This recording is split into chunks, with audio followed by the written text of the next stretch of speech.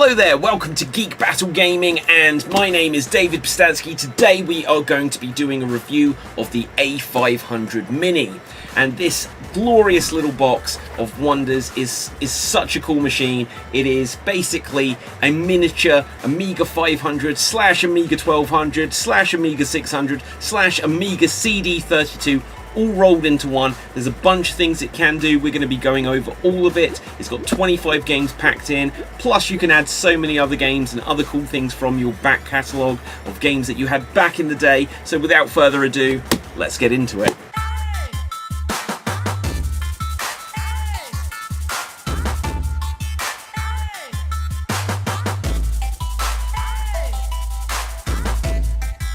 Okay, so the A500 Mini, and you may notice I say A500 Mini rather than Amiga 500 Mini. Now I believe that's because the Amiga license is still somewhat a little bit in limbo and tied up between different companies, which is a little bit weird considering for all intents and purposes they have done a brilliant recreation of the Amiga 500 in its design. So here is the A500 Mini console itself. Now as you can see, for a mini console it's not actually that small, it's not actually that big, especially when you see it compared to an actual Amiga 500. So here we can see the original Amiga 500, and here you can see the A500 Mini. So if I put them side by side and hold them up, you can see that this is actually quite small. You can see how much smaller it is than the original Amiga 500, and you can also just like see where there are like a couple of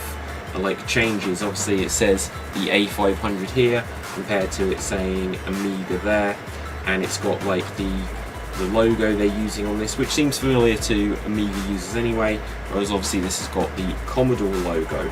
But when you compare it to something like a mini PlayStation, which I have to hand, then yeah, this is a little bit bigger, but that's just because it is designed to still look like one of these. Just looking at the comparison between the consoles and the original Amiga 500, then of course, whereas the original Amiga 500 had a full working keyboard, this is just cosmetic. And again, of course, the original Amiga 500 had a floppy disk drive on the side there, and annoyingly I've got a disc stuck in mine just though when I plugged it in earlier today. I haven't plugged this in a couple of years, and when I just plugged it in to see how it was going, a disc got stuck, so I'm going to have to solve that later. But I'm not going to have to solve it on the A500 Mini because it would be great if there was like a mini disc, but there isn't, but it is once again just cosmetic. So when we look for the next biggest differences here, it comes to the back. So if we pick up this big bad boy here, you'll see that we get all kinds of ports where you plug in like your RF cable and your power, and then you can plug in to like your joystick and mouse here. And these might be like for sound, I forget off the top of my head, and like I would always use one of these for like a external disk drive if you wanted to like copy discs or whatever, be able to load multiple discs at once. Whereas on the back of the A500 Mini you just have 3 USB ports, which is quite cool compared to something like the Commodore 64 Mini, which didn't have 3 USB ports. And let's see, we also have the USB Type-C port, which is cool because that means it's going more modern compared to like the C64 Mini, and we of course have the HDMI port. So that is fantastic. On the back here you can just see like the serial number and all that, and apparently this is serial number 2566. So I don't know if they all have got different serial numbers, I assume they do. So I have system number 2566. So there's quite a lot of these out there already. So let's compare it to an Amiga 1200. Now I don't know how this happened. Once again, I got it out of storage. It's probably just laying there, but I have knocked a button off of my Amiga 1200, which is just gutting because out of all of my old Amiga machines, the Amiga 1200 was my favourite. It was the one that played the most games. It played pretty much anything the Amiga 500 would be able to play, and it played all of the games that were for the Amiga 1200. Now, when we compare it size-wise, because this little box of joy does pretty much play anything that was originally designed for this, you can see once again, as the Amigas were getting slightly smaller, then the size here, this is still very small compared to this, which weighs quite a lot. This has got a hard drive built in, and this of course has got memory built in, and you can add more things to it externally, but we'll get into that soon. Now the last one we're going to compare it to today, the Amiga 600. So here we see the Amiga 600, and I have literally just knocked a button off. I'm not stuck. I almost got stuck. So I literally just knocked another button off of one of these, so we don't want to do it, and literally it says help, so isn't that funny? So let's help this out by putting the help button back on. So here we see the Amiga 600, which was like the smallest of this style of Amigas, and we compare it to the A500 Mini, and this is starting to not look quite so small, except for this weighs next to nothing, and this is still quite hefty. Of course, we can see that the controller ports were on this side of the Amiga 600, the disk drive there, and then it got all of the usual gumph on the back. So here we see an original Amiga mouse, and yes, the colour has faded in that kind of disgusting yellowing that happened to a lot of like the Super Nintendo and the Dreamcast and of course the Amigas, but we can compare it, and hopefully the new A500 Minis won't suffer from the same yellowing, because that would be like almost perfect if they did, just for authenticity, but I really hope ultimately that they don't yellow. But we can see here the A500 Mini mouse compared to an original Amiga mouse, and this, yes, this is a little bit smaller, but design wise it's nigh on exactly the same. Of course, the biggest change is that this has got an LED light compared to having the ball, which would always get grimy and dirty, and you'd have to open this thing up and just pop out this mouse and be scratching all of the filth off of it. So those days are fortunately behind us. The next thing you get with it is the A500 Mini Gamepad. Now once again, as I mentioned, I never actually had an Amiga CD32, but this is clearly based on the Amiga CD32 controller. They're not exactly the same, but it follows the kind of idea of it. I always thought the Amiga CD32 controllers looked like a Super Nintendo controller but upside down, so it was weird that the grips were always at the top. So here we can see that we've got a D-pad, we've got the diamond configuration of A, B, X, Y buttons here, we have handy L and R buttons, then we have a menu and a home button. In a moment we're going to get onto the software and the different things that you can do with the software that's built in and with this software that you can add to it. But just talking about the controller, and this controller is going to be something which we focus on a lot because it's the controller you get in the box.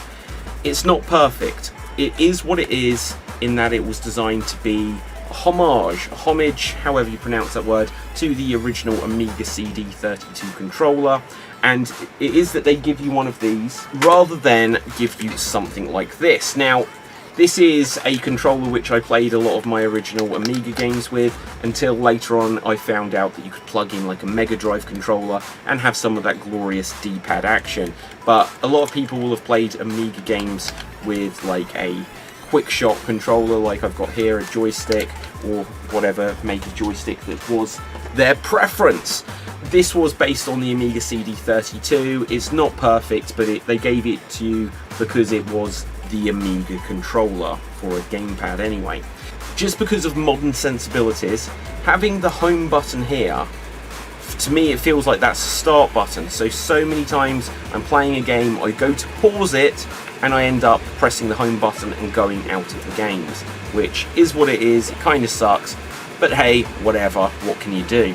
Okay, so let's give a rundown of all of the games that you get included on the machine, because a big part of this review is just going to focus on if you buy this and literally nothing else, then is this worth getting as it is?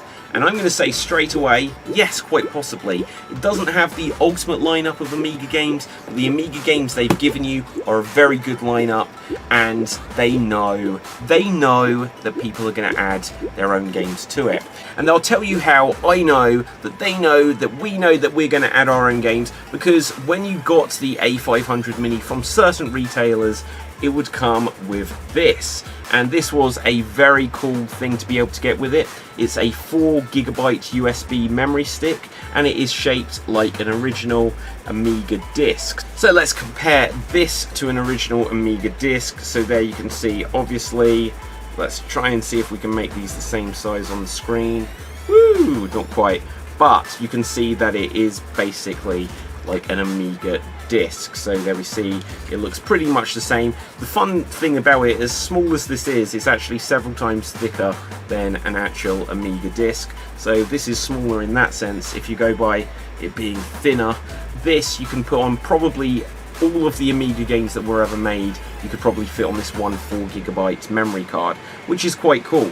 Okay, so just looking through all of the different games we've got here, let's give some quick thoughts on each one, because there's 25 games to dig your teeth in, which obviously I've not been able to play them all the way through. Plus, on top of that, there are all of the USB media access discs, games that you can get by like adding your own games via a USB stick. But let's go through what there is. Now, alphabetically, Alien Breed 3D, which for the Amiga was like the Amiga's version of Doom. Except for there was a game called Gloom, which I actually much preferred, and we'll talk about that in a little bit. But what you get on this is Alien Breed 3D. First-person shooter. You have like a limited size window, but it's actually quite a fun game for an old-style Doom experience. This is a really good game, and it was. Alien Breed is a really good series, and it's very cool. You get a limited view of like the 3D world, which was often the case. Sometimes, like back in the day, you'd just get like a limited view because you know, the computers wouldn't be able to hack it, so they'd give you like a limited window of what you're able to see. And that's one of these type of games which will be a little bit jarring, but other than that, it is quite a good Doom style game. And on that note, you also get the original Alien Breed, which isn't in 3D, but it's a top-down shooter where you go around basically shooting xenomorphs in an era before copyright would mean that they really couldn't look as obviously like xenomorphs as they do. Like for me, back in the day, I always thought that Alien Breed was an official Alien game, like the movie Alien, but this just comes from an era where you could rip off other games, like rip off like movies and stuff like this, and have people look like Solid Snake looking like the guy from the Terminator and stuff like this, and nobody minded. Another World, which at the time was this incredible cinematic game, action game. It's a little bit unforgiving in that it's a bit like Dragon's Lair or Space Ace, in that sometimes you can just press the wrong button once. You don't really have like a health bar, so that, you know, if you find that you make a mistake, suddenly it sends you back a little way. But the graphics really good, the atmosphere of it's really good. You can see how they like improved upon it with things like Heart of Darkness, and it has that sort of Oddworld Abe's Odyssey kind of vibe to it as well. Arcade Pool is a really fun pool game where you can sink in a bunch of hours just playing the different versions of pool, like 9-ball, UK 8-ball, like 8-ball, and obviously 9-ball, and some like trick shots and stuff on there as well. All-terrain racing is quite fun. It's like there's quite a few racing games on this, and some of them alright, some of them aren't. This one's okay. It's kind of like this old school like racing game, a bit like Micro Machines, where you're just zipping around like a track from a top-down perspective. And I always find those a little bit hard to go back to, and we do have a couple on the A500 Mini, but it is what it is. We've got Battle Chess, which again is a game I played recently on the Evercade, and it's one of the games that I've got on an Amiga CD32 disc. And as I found on the Evercade version, it's really slow. If you do Battle Chess where you don't have it just looking like normal chess, then the characters move around and battle, and it's very, very slow. But cool, they've given you a chess game on the A500 Mini. Why not? Cadaver is a isometric action adventure game where you go around, you pick up objects, you pick up weapons, you see all kinds of like trolls and like weird monsters like you'd get in a kind of Dungeons and Dragons kind of setting. Once again, this game feels a little bit more aged compared to when I remember playing it like years and years and years ago.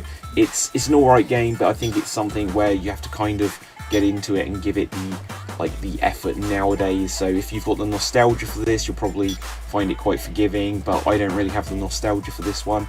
California Games is quite a good game. Like, again, I think I played the Mega Drive version back in the day. Just revisiting this now, I wasn't really doing well with the controls, so in that sense it does expect you to learn how to play it quite well from the off, otherwise you're just going to keep crashing and burning, whether you're doing surfing or skateboarding or any of the other extreme beachy kind of sports on there. Chaos Engine is one of the very best games on this, one of the best games on the Amiga. It's really cool to see its inclusion here. It would have been cool if we'd got Chaos Engine 2, just because Chaos Engine 2 I think only ever came out on the Amiga. I understand why they'd add this one, because it was the more famous one, and one of the cool things is you can add Chaos Engine 2 if you download it and put it on a USB stick. And my memories of Chaos Engine 2 was that I thought it was 2-player only, and I was right and I was wrong. It is kind of 2-player only in that it is a deathmatch game. You can play it single player where you will be against like a computer control player, but it does always have a split screen, which makes it different from the original Chaos Engine. Probably it's not as good a game as this one. Dragon's Breath I really couldn't get into on this. I don't know if truthfully it's going to be one that I return to, just because it doesn't seem like it's the type of game which I liked from back in the day. I have no nostalgia for it, and I feel like I'd need a player's guide just to get into this. F-16 Combat Pilot, yeah, it seemed okay. Like, obviously it's incredibly dated, and like the graphics of it just are so poor that often, like, just as you're flying, you're just looking at a half screen of just like blue, and then just like the controls from inside the cockpit of the plane. Kickoff 2 is quite cool. I don't know why they didn't include Kickoff 3. Maybe it's because I do believe that Kickoff 2 is the most famous, and it's a little bit like Sensible Soccer, but I always thought that Sensible Soccer was a much better game. But it's cool that there's a football game on here. Lost Patrol, again, wasn't a game I massively got into. Just like the strategy games from back in the day, if you have the nostalgia for them, you might be able to get into it and have some fun. But I found this one a little bit of a difficult one just to get into, to be wanting to be played.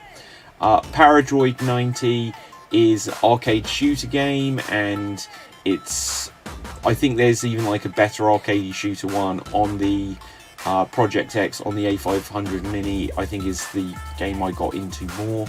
This one has definitely got a lot more strategy to it, rather than it all just being like fast paced. Next up we have Pinball Dreams, and Pinball Dreams is a fun game. I gave it a little go here, but I know it's something I'm going to have to play a little bit more around with. I'm not a massive pinball guy. It's one of the more famous pinball games from this era. I think there was also like Pinball Fantasy and maybe one or two others. I've never been a big pinball guy, so this one, you know, it was alright, but it's literally just playing pinball. And even playing pinball on like modern machines, I find them like it's still pinball. Like I said, Project X, they give you here Project X Special Edition 93 is a horizontal scrolling shooter, as it puts, and this one's fast paced. It's a little bit unforgiving, so that instead of having any chances, you get like one hit kill, which is a little bit annoying. But that's again where the save state just means that you can give yourselves a checkpoint every so often, just so you don't have to go back to the beginning of a level. But it seems quite cool if you want to have like planets shooting at you and random spaceships, and then like meteorites changing their direction towards you for absolutely no reason. But it's quite cool. Quacks is quite a cool like platformer puzzle game where you have to like pick up items and like shoot things. You play as this cute little duck, and it really reminds me of this 1980s, what was that duck that got a nappy on? I can't remember, but that's what he reminds me of. But that's quite a good game on here. The Sentinel I found like difficult to get into. I get that they're going to have a variety of games on this, but this to me wouldn't have been one that I would have instantly wanted to have on here. It's like a puzzle game in a like very like the as old polygonal 3D graphics state as you could possibly get, and I didn't really get into it. I didn't give this one much time here. Okay, so next up we have Simon the Sorcerer, which is just a super fun game where it's got loads of humour. You play as this kid called Simon. It's a point and click adventure game, and there are so many great point and click adventure games from this era. The graphics are really good. Like, I can imagine there's still games coming out like nowadays, like Broken Age and oh, I forget the name of it. There's another modern like 2D point and click adventure which reminds me of Simon the Sorcerer. So this sort of style people have got nostalgia for. It's a shame that we can't have things like Monkey Island and Indiana Jones Fate of Atlantis, like King's Quest on here as well. I get some of it's going to be down to licensing, but once again, that's just great that you can add some of these games if you had them back in the day via the USB stick. Speedball 2 Brutal Deluxe is a really fun game. Speedball 2 is probably the best of the Speedball games, which is the futuristic, like handball arena sports title. Just where you're bashing into other players, taking the ball. There's like things on the side of the arena where you can throw and bounce the ball off the side. And it's a great game from the Bitmap Brothers. Played that again recently on the Bitmap Brothers Collection 2 for the Evercade. So check out that review if you want to see more Bitmap Brothers games. Next up we've got Stunt Car Racer. I really enjoyed that game back in the day. Again, this is, if you go back to the earliest of 3D polygon racing games and style games, it feels super aged, like a much more archaic version of like Virtua Racing on the Mega Drive. And it's alright to give it a little go, but again, this isn't one of the ones I was excited to be playing on this. Supercars 2, I actually quite enjoyed it. Of all of the 2D, of all of the racing games, especially the 2D ones, I found this one easiest to pick up and play. And yeah, it's alright, but again, this isn't the kind of game which I think, other than going completely for the nostalgia of it, isn't the kind of game which I desperately wanted to go back to on the Amiga. After that we get Titus the Fox, which was a 2D platformer, so it's cool to get a variety because back in the day there were so many 2D platformers. Everyone was trying to have like a mascot platformer like Mario, like Sonic, and on here we get Quack, we get Zool, and we get Titus the Fox, which I think is about right. If there wasn't that many 2D platformers on here, it would feel a little bit lacking just because there was so many back in the day. Titus the Fox is a bit of a weird one. I kind of remember playing this back in the day, but it's kind of like a bit brutal because you've got like this, well, I'm not going to lie, like the design of Titus isn't the greatest, but this kind of, I suppose, cute fox character, but then he's in a world with all of these awful kind of like grotesque looking like creepy dudes. Like, you're in the streets and there's these what looks like dangerous people. I don't know how else to put it. They look like characters that you wouldn't want to meet. They don't feel like the Goombas in Mario, that even though they're villains, that they're still kind of cutesy or whatever, or iconic. This just feels like dirty old men running around the streets, but whatever. Then next up we have Worms the Director's Cut, which I'm thrilled to have on here because I had Worms on the Amiga back in the day. I had Worms back in the day. No, I had Worms for the Amiga back in the day, and I never had the Director's Cut. So being able to have the Director's Cut, which I believe it's the same basic game as Worms, but as well as like the exploding sheep, you get like sheep on a rope, and like I think you had banana bombs on the original, but it just adds a load of different weird weapons and probably different environments which are all generated in the game. And it plays really well on this. The interesting thing about playing Worms Director's Cut on this is I found that I needed to use a combination of the gamepad and the mouse, which was interesting. You could do it, but straight away I was thinking I need to plug in a USB keyboard, and I've got a spare USB keyboard, and as soon as you've got that plugged in, you'll find that some of the controls that you do when you control the worms on the game, and you like press fire and stuff like this, you do it with the keyboard, and then you bring up the mouse. You use the mouse to bring up the menu of the different weapons, and so just trying to play it with the gamepad and the mouse that they give you, it works and you get used to it, but it's not the way the game was originally supposed to be played, and truthfully it's not ideal. So once again, if literally you've just got this and you're reviewing it, if I'm reviewing it just based on this and we're basing the experience just based on what you've got in the box, then Worms is a little bit of a weird one. Anything where you'd need a keyboard, you can bring up a virtual keyboard which comes along the side of the screen. It's okay, it does the job, but it's a case of you're going to need a USB keyboard. And the thing that's important about that is that you'll probably find that you need to get a USB hub, because unlike the C64 Mini, which has got 2 USB ports, this comes with 3.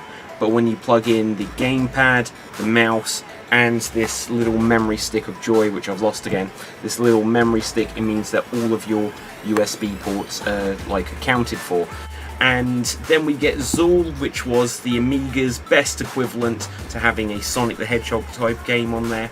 Now, it's a very fun game, and it's funny just because I've been playing the Gremlin collection of games on the Evercade, where I've been playing Zool, and because I've been reviewing that and this at almost the same time, just seeing the differences between what I believe is a Mega Drive version and the Amiga version.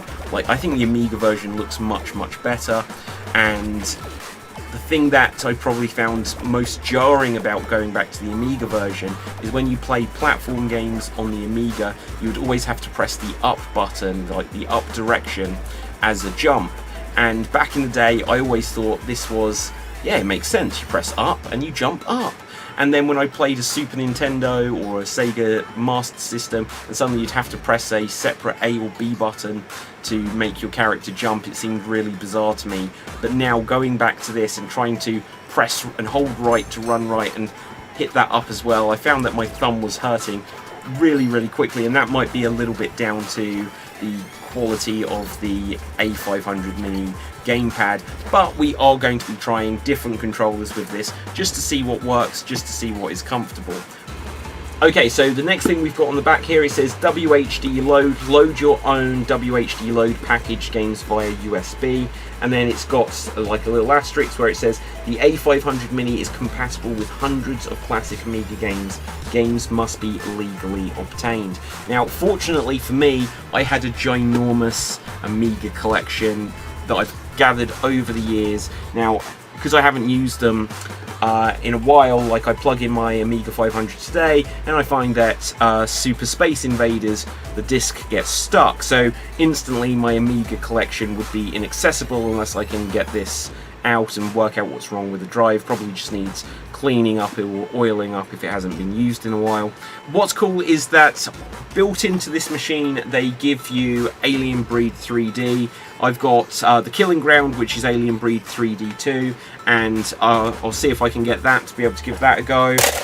Bill's Tomato game, that was such a fun game. This is my favourite game on the Amiga of all time, Lemmings to the Tribes. There were so many Lemmings games on the Amiga and they were pretty much all really good. Now, one really cool thing is that not just the games that are built into it, but the games that you download and load up via USB, they all seem to run really fast. Now, some of them, I tried playing Street Fighter 2 and it seemed like it was turbo, even though the game was not turbo back in the day. And I know that people are already talking about how you can optimize things, and there's certain settings in the menus you might be able to play with to try to get things to run as you'd hope they would, as they did back in the day. But the loading times, which could be so painful on the Amiga, going back when it, in the mid-90s or the late 80s, some games, if they come on a Monkey Island 2, I think was 11 discs or 12 discs or something like this, and just being able to have it so that it just runs, it plays, it makes sense, and there's not the constant loading times. There are loading times, of course, but they don't seem as slow as they were back in the day. I thought it would be really jarring to see load times that just take forever again. and that I haven't seen them yet is fantastic. But like being able to play this, Lemmings 2 The Tribes is one of my favourite games of all time. Just the imagination, there was like 60 different moves you could make the Lemmings do, 60 different actions as you're trying to save them, and all of the Lemmings were themed differently. You'd get like the Shadow Clan, and you'd get like the Highland Lemmings, which got like red hair, and you get like the circus lemmings and the Egyptian lemmings, but it's just going to be so great to be able to revisit all of these games which I've had up in the loft or I've had in cupboards and just not touched in years, and just being able to play them on a machine where I can play them like on like a HD TV and pretty much know they're going to work. Now of course some of the like the games that you download aren't going to work, and it's just you're going to have to keep searching to find like another version that does, or they're going to be updates to the system, and then some of them will. Now one of the games that the A500 Mini has given me a chance to play for the first time is the game Capital Punishment by Click Boom. Now I remember probably in about 1997 I found this on a car boot sale, and I was like, oh my god, this looks so cool, and it was like a Street Fighter style game, but it was exclusive for the Amiga, and I got it, and it got like 4 or 6 or 8 discs, I forget now, and it didn't work. I installed it on my Amiga 1200 and it didn't work, and no matter what I did, that game would not work, and I was gutted because it cost quite a lot because it hadn't been out too long, and this was right at the end of the Amiga's lifespan, so it was quite rare to find, and I couldn't get it to work. So finally I loaded it onto this. I'm like, this isn't going to work, and I played Capital Punishment, and yeah, it's not a very good game. Capital Punishment, Street Fighter 2, I tried all of the here's another one that didn't work. Super Street Fighter 2 Turbo, couldn't ever get the copy that I had to work on my Amiga, and I was like, but Akuma's in this, and we need to be able to have whatever this has got extra. Couldn't ever get it to work. Tried it on here, and it didn't. This was one of the games that didn't play super well. No, actually, I tell a lie. Super Street Fighter 2, where the graphics were suddenly much smaller, that didn't play too well on this. Street Fighter 2 played quite fast, so there are little quirks I've noticed with some of the games. But like the interesting thing about like playing Capital Punishment, Street Fighter, Mortal Kombat is just that the Amiga really just gave you a couple of action buttons, and so when you play something like Street Fighter, where you're used to having like weak, strong, and like medium punches, and then the same for kicks, just having a punch and a kick button feels like, I've got to do all of these moves just from these 2 action buttons. It's interesting. So to talk about the menu, alright, so the menu system is really good.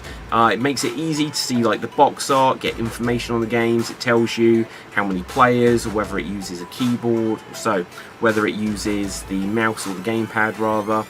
And you can do save states, which is really good because, again, back in the day some of these older games were quite difficult, and just playing Another World, I was really enjoying it, but my god did I need to use save states on that.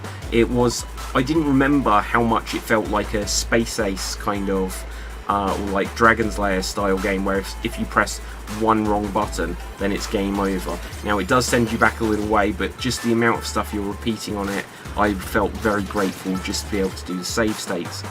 One thing that's a little bit of an annoyance, which I think they could do better, is the menu. When you press the menu button so that you can do a save state, it takes you completely out of the game, and it's just a couple of clicks to load up this save that you're literally just doing, but it's weird that you have to save the game outside of the game. It does take you out of the experience a little bit, and if that's the only way they can make it work, so be it, but it is a little bit jarring there. Like I mentioned earlier, having the gamepad with the home button being where it feels like it should be like a pause button, the amount of times I just instinctively press that, and I know from game to game it's going to have like perhaps a different button pauses things, or back in the day on the Amiga you'd often press the P button to pause things, and so that feels like it should be a pause button, and the amount of times I went out of a game by mistake was a little bit of an annoying thing. But the more I use it, the more I'll get used to it, I'm sure. Even though this is the controller they give you in the box, you can actually use a bunch of other controllers with it. And I've been trying different controllers, and let's go over some of the results of what does or what doesn't work and is or isn't compatible with the A500 Mini. Okay, so now we're going to see what different controllers will work with the A500 Mini as it currently is. Now, currently I am using the A500 Mini controller just to go through the menu, and let's find a game which I think will allow me just to unplug and plug in controllers without it killing me straight away. Playing with the original controller that comes with the system.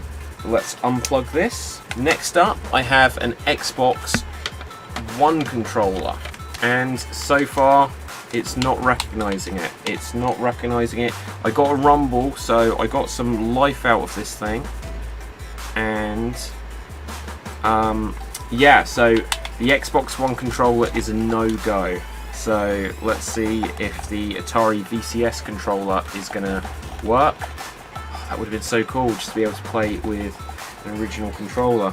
Let's see if anything else will work with this. And oh yes, the Ps4 controller has got life. Oh my god, it's already so much better. Oh, this is already a joy to play again. It's like, I can ride a bike again. But look at this. So, boom. Oh my god, this is so much better to play with the Ps4 controller. I'm going to unplug this. It also tells me that this he's running. He's running. Plug it back in. I don't know. Okay, so I don't have a menu button, obviously. Unless... oh, the home button. Well, the PlayStation button does bring up the virtual keyboard. So that's a cool thing to know. Share button. The share button brings up the virtual keyboard. The options button... so the options button works as the home button. And look at this. The PlayStation controller now isn't being recognised. Oh, I seem to have nothing now. It's frozen. Okay, so the whole thing has frozen after having the PlayStation controller in there. That isn't good. Why am I not getting any life out of this? Wow, the whole thing is frozen. Okay, no, it's come back. It's come back. So I was pressing the power button, but I was getting nothing there. Okay, this is not working at all with it. So far it is just the PlayStation 4 controller. Let's try it with an Xbox One controller. Sorry, an Xbox Series X controller. It rumbled, so the cable works with it, but no dice. Nothing from Stadia. The Stadia didn't seem to work on the Atari VCS either. Next up, I have got PC Engine Mini controller. And will this work? Nothing. And the Evercade controller works, so that's great. So this is from the Evercade VS, and the Evercade controller seems to work great. The home button brings up the virtual keyboard. Start button takes us back as if it's the home button. So let's press that again. But once again, back in the menu, I'm not getting any life out of it. That's interesting. That's interesting. Maybe we should try a different game. It'd be interesting if different games had different results. So I pressed the off button before, and eventually, yeah, life comes back, but it takes a little while. Maybe I'm not giving long enough to these controllers. Let's try Alien Breed 3D. I'm going to take out the mini controller. Oh wow, both analog sticks work. So now I can control it like right-handed. Is that like a jump? Oh no, it's duck. Okay. Look at that, you can play it one-handed with that controller. Obviously, it's not ideal if you shoot the weapon at the same time. Well, obviously the Ouya controller won't work because it doesn't give you a way of plugging it into anything at all, which has always been a shame for the Ouya controller.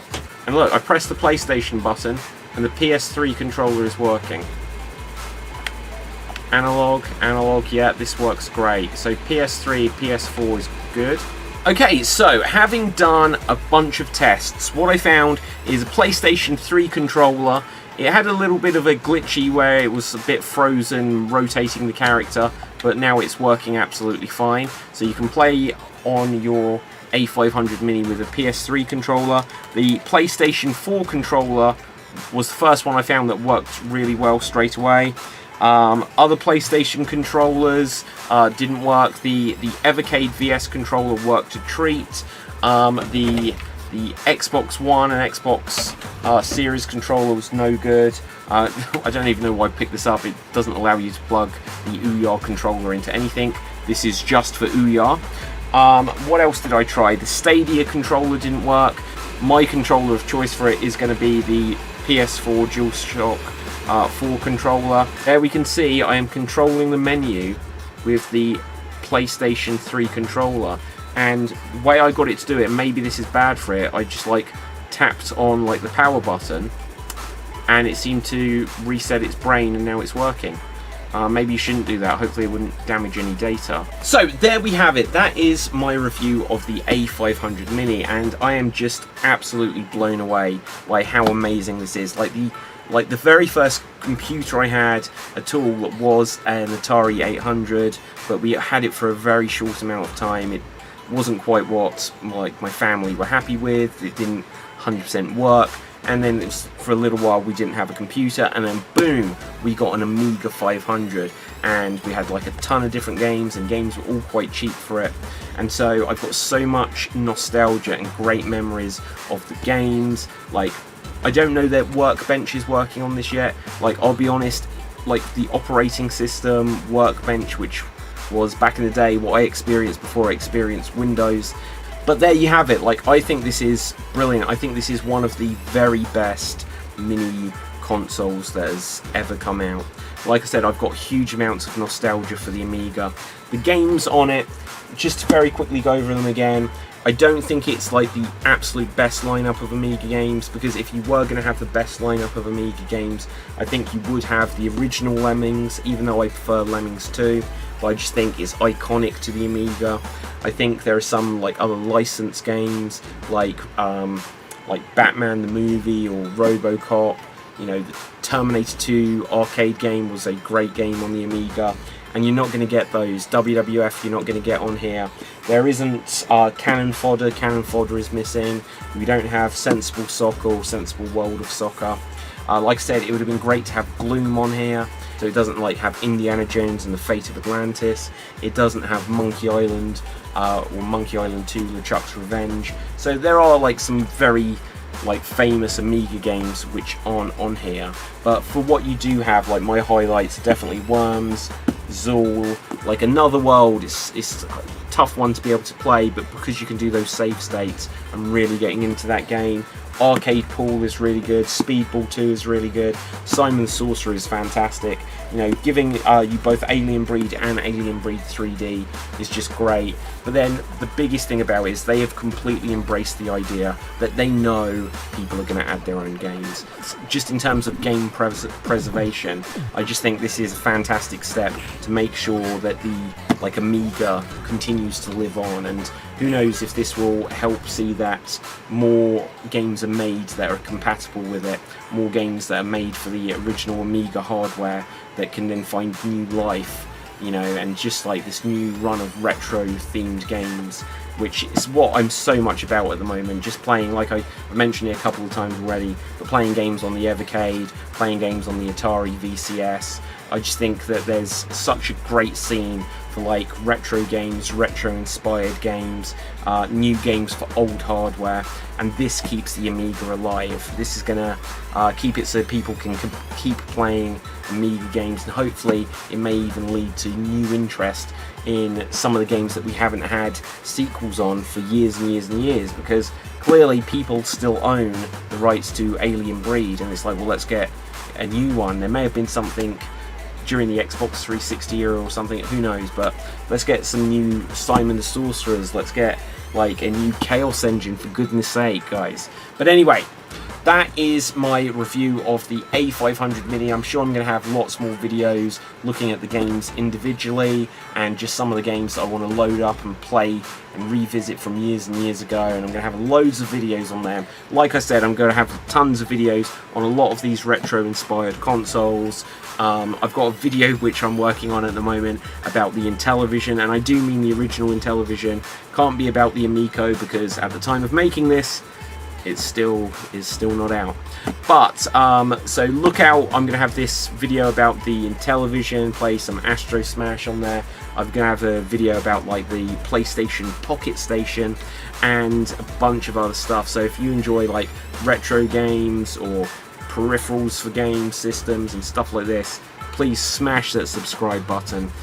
Give this video a like, share it out to people, because the more people, I'm having an absolute ball making all these videos and just digging into the games and some of like my backlog and back library and games that I haven't revisited for years and years. So if you want me to make more of them, please show a little support, smash that subscribe button. Also check out our websites. We've got websites at geekbattle.tv and extremed.tv, which is like the word streamed, like streamed online with an X at the front. So www.xstreamed.tv, and there are tons of videos, podcasts, reviews, articles about gaming, retro and modern, so check all that out. These are our YouTube channels. We have a comedy channel called Extreme Improv.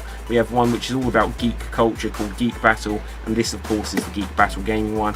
I'm David Postanski. Until next time, ciao for now. Boom.